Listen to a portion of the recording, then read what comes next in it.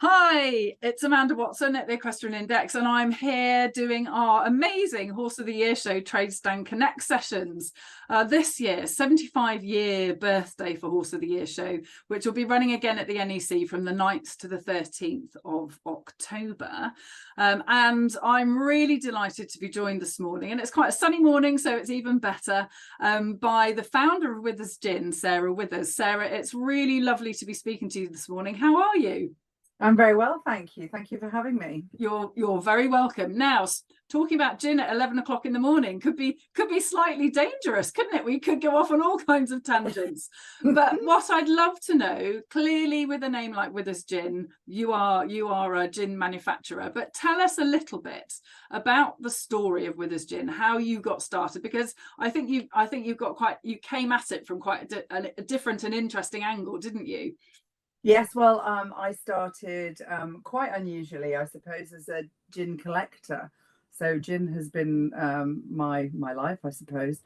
So I had 250 gins in my collection at the point where I made my own, and yeah, that it was my hobby. So I feel like I've got a really broad understanding of gin, and I think that did us pretty well in our first few months. 250 gins. Yes, I still get in trouble for that now. Many of them are in the garage.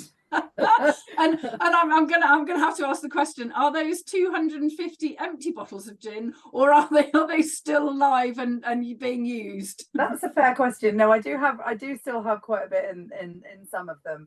But collecting gin is tricky because it is rather like trying to fill a bath with the plug open. Yes. So it's well, you have to taste it, do you not? I mean, you need to know the quality of what you're collecting, surely. Absolutely.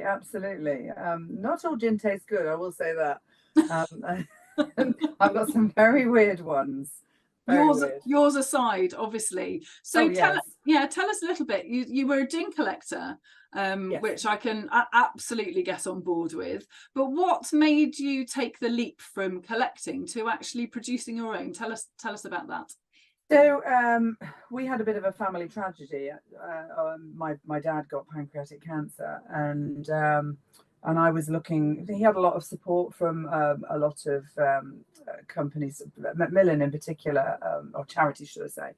So I wanted to do something to support them and to do something to raise money for charity. And I figured that if I was going to do anything, that doing something that I loved would be something I wouldn't mind doing for longer. So rather than jumping out of a plane or sitting in baked beans or cutting my hair off or that sort of thing, I wanted to do something that had a bit more longevity. Yeah. I had a bit of a false start making my own glasses in the first instance. I put a heartsease flower, which is the flower that we use in our gin, and it's I had to do it in one color, and let's just say they didn't look quite like a flower. So I had 900 and goodness knows how many of those to get rid of in the first instance. But then I decided I was going to have a go at making gin, and it went really well. So here we are. Fantastic. And here we are today. And you have now an award-winning gin, do you not? Tell us about that. Yes, we've won an awful lot of awards. Actually, we were very, very successful very quickly. We started in January 2020, which was possibly a little unfortunate with COVID. Actually, it did work quite well for us in that we had quite a good, I had quite a good following on social media because I was a gin blogger, I suppose. So it worked pretty well to have that audience at that particular time. But we won our first major competition in the first 3 months of operating, which was incredible. Wow. We got a gold outstanding medal at the International Wine and Spirit Competition, which put us in the top 3 gins in the world at the time, which was, I didn't really understand how big it was until another distiller who was also one of the other top 3 said, I don't think you really get this. This is like a major competition. It's a really big deal. But yeah, so we were really, really lucky. And we went on to win an awful lot more competitions after that. We got best gin in England, and we won the best London dry and best traditional gin under 42% at the same competition. Amazing. Which was superb. And we've gone on to win more. But it was a really good cement of what we'd achieved in the first instance. Absolutely. And what goes in? Obviously, you've mentioned there the Heartsease flower. That's a component part of the gin, is it? And what does that bring to your gin? Tell me a little bit about that. Okay, so the Heartsease flower is a really clever little botanical. It's got a pepperiness to it. It's got a bit of a citrus kick, and it's just a really interesting botanical. It's also a flower of remembrance, so it was kind of appropriate to what we were doing. And signifies the love and admiration for another person. But it's basically a pansy. It's really pretty and it makes a lovely garnish too. But it's not really been used in gin. And it was a flower that my mum painted many, many years ago. I was reminded of it at a 40th birthday. I'm 49 now, so this was a little while ago. We had a chocolate mousse at my 40th birthday. My husband had curated a meal at one of our favourite restaurants. And I was sat, my dad was around at the time, and my dad and my sister were there. My mum used to make a chocolate mousse with a chocolate orange mousse for special occasions. And there was a Heartsease flower on the top of it. And I ate the flower, and it reminded me of the flavour profile. And I thought, well, that's really tasty.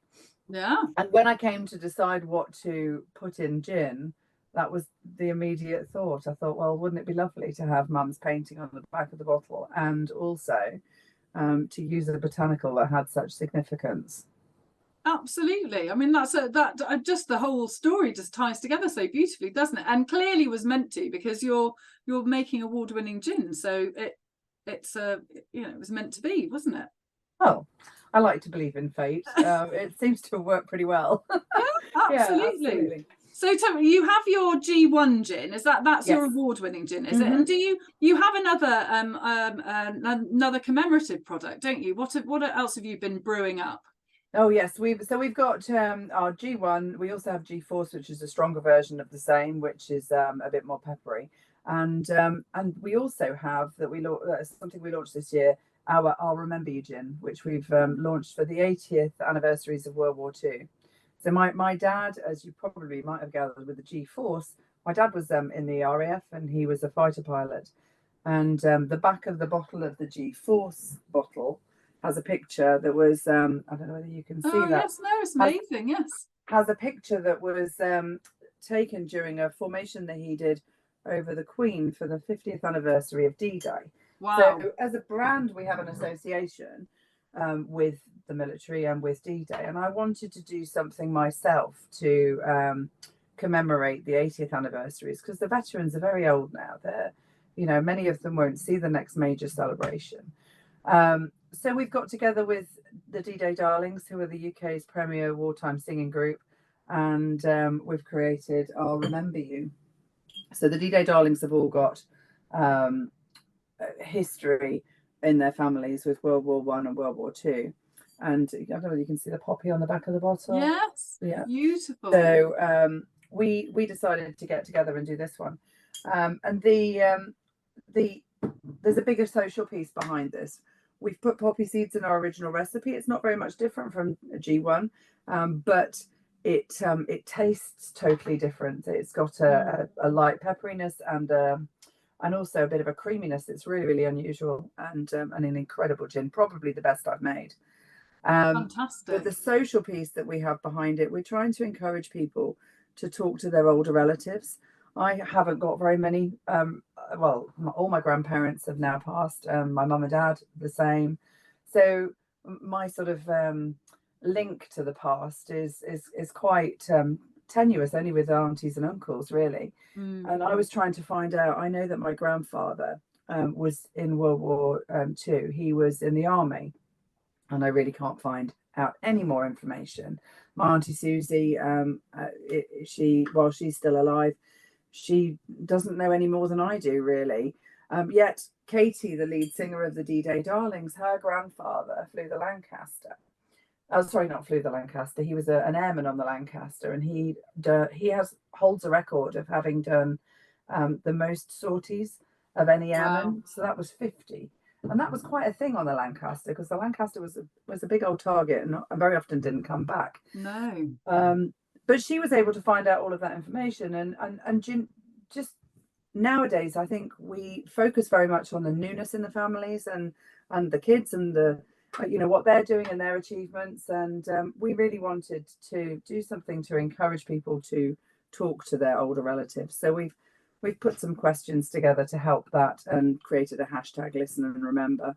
And the song that the D-Day Darlings sing, the I'll Remember You, is one that they sang on the 75th anniversary of D-Day. It's quite evoking. So really evoking. I mean, it's something different. What a lovely thing to do. And I would imagine that gin was probably part and parcel and quite a staple thing for all of the for the military personnel in the wars, anything to help them get through. But what a super thing to do. And I know that along with that sort of commemorative gin, you also you know, you have a commitment to cancer charities around obviously the passing of your father. So I mean, what a brilliant thing. So people can come and buy award-winning gin, get some social interaction, and encourage people to engage with the older generations, and contribute to cancer charities. So I mean, if anyone isn't heading to stand G37 when they get to HOYS, I'll want to know why. I've got to be honest, Sarah. But what a fantastic thing. And I know that you're always really, really busy at the event, aren't you? And you pretty much take everything with you. So I'd encourage everyone to go and have a little look at withersgin.co.uk, just to check out all of the products and the work and the commitment that Sarah and the business have to these charities. But definitely head over as soon as you get there to G37 and have a chat. What will you have on the stand? Just give us a quick sort of taster. Lovely. So we've got our original G1, we've got G4, so our 47% export strength gin. We've got our new I'll Remember You. We've also got the colour changing gin that we created for the coronation, which has now been rebranded as GT, made with Darjeeling tea and lemon. We've got a new premium vodka, which we launched this year. 2 rums, a honey spiced rum and a dark rum, and then 3 flavoured gin liqueurs, which are our G shot, which is ideal in a hip flask. And been created for the community, if you like. We also have raspberry and rose, and our incredibly popular gingerbread and winter spice, as we will be heading into the winter months. Let's not talk about that now. Yeah, but we will be. But we will. We will be heading that way, and actually very excited to be heading towards October and to coming and meeting you. Well, I'll see everyone at G37 because I'm going to be hanging out there. It's been an absolute pleasure to talk to you, Sarah. Thank you for the insights into what goes on with the business and the reasons behind the business, which I think are inspirational. So we'll all look forward to seeing you there and tasting some of your fabulous products. Thank you so much. Thank you. See you there. See you there.